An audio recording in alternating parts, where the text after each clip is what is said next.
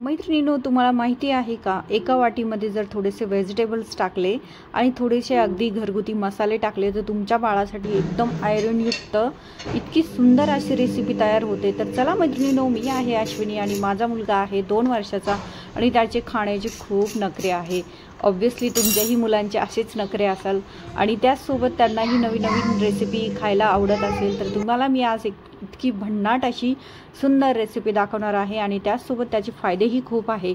तर मी आता इथे 1 वाटी छोटासा बारीक कांदा घेतलेला आहे, छोटीशी 1 वाटी पोहे भिजवून ठेवले होते 5 मिनिटापूर्वी आणि थोडंसं गाजर, शिमला मिरची, तुमच्याकडे जे पण व्हेजिटेबल असेल ते पण तुम्ही ॲड करू शकता।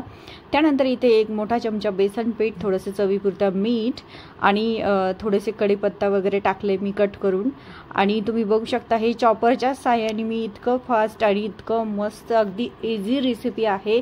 तुम्ही अगदी चालता बोलता 5 मिनिटात बनवू शकता आणि मुलांच्याही टिफिनमध्ये देऊ शकता आणि त्याचसोबत तुमच्या लहान मुलांसाठी पण तुम्ही बनवू शकता। इतकी छान अशी एकदम थिकवालं दही होतं आणि त्याचसोबत त्यामध्ये मी थोडंसं चवीपुरतं ऑरेगॅनो टाकलेलं आहे, जे मुलांना एकदम मस्त फास्ट फूडचा पण टच येईल असे पदार्थ त्यांना खूपच आवडतात। त्यामुळे दोन्हीही साईडनी एकदम हेल्दी पण आहे आणि टेस्टी पण आहे।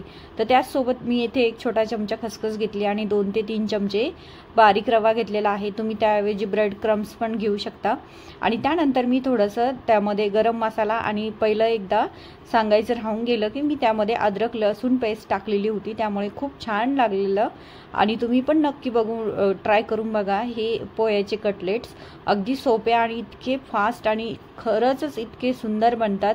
आता तुम्ही त्याला कोणत्याही शेपमध्ये बनवू शकता। आता मी इथे विहानसाठी 2-3 आकाराचे बनवून घेतले, कारण त्याला असं काहीतरी युनिक खूप आवडतं।